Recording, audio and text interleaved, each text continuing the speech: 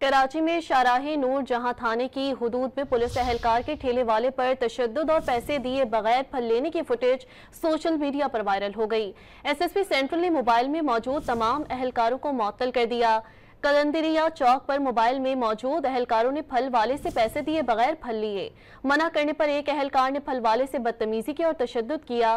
Footage social media पर viral होने के बाद एसएसपी सेंट्रल ने मोबाइल में मौजूद तमाम एहलकारों को मुअत्तल कर दिया, जिनके खिलाफ इंक्वायरी का हुक्म भी दे दिया गया है।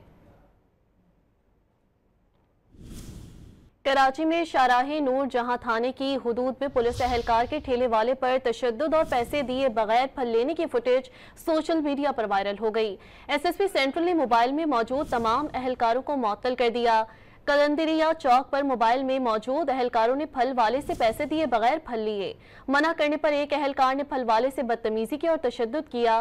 फुटेज सोशल मीडिया पर वायरल होने के बाद एसएसपी सेंट्रल ने मोबाइल में मौजूद तमाम एहलकारों को मुअत्तल कर दिया, जिनके खिलाफ इंक्वायरी का हुक्म भी दे दिया गया है।